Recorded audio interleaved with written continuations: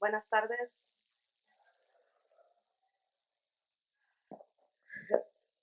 Sorry, y'all, I didn't print out my speech. My name is Arlin Téllez Martinez.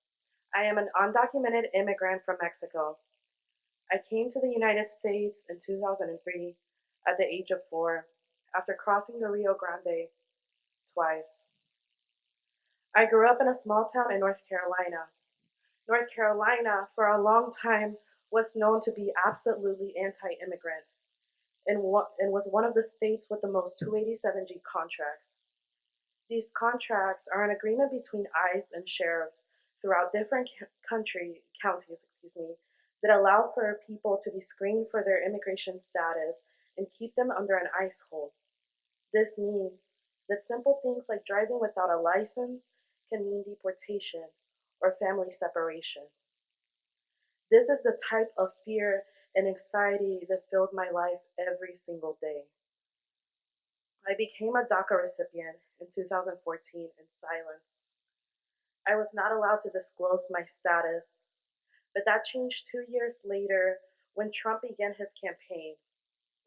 My entire life was filled with shame for being undocumented in the United States, but it was an internal conflict that only I knew about. Suddenly, everyone at school was perpetuating Trump's anti-immigrant rhetoric.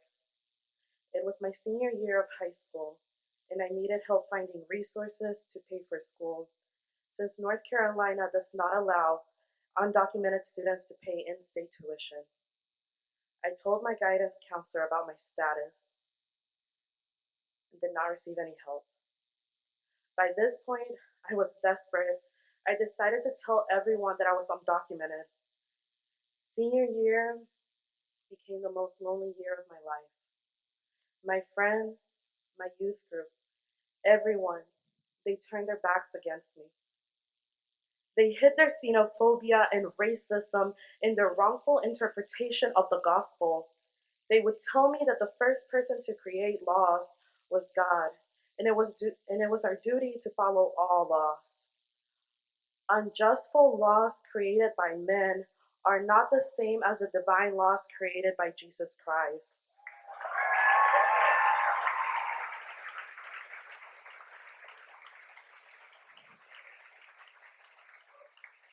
We have no obligation to man-made laws. On September 5th, 2017, DACA was rescinded. I was no longer eligible to reapply for deferred action and will be vulnerable for deportation in a matter of months. I have never felt so numb. It was the immigrant rights movement that saved my life. The fight was not just about DACA recipients, but for those who never qualified, younger students, our parents, our community members, all of us who have been criminalized. Today, I am very privileged to have the ability to renew my DACA and to be a full-time student on a full ride at Trinity Washington University.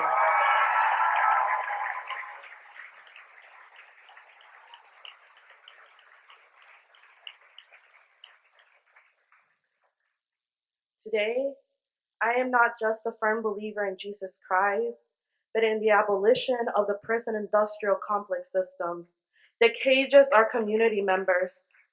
No matter what anti-immigrant law tries to criminalize us, the immigrant community will always fight back, and we will win.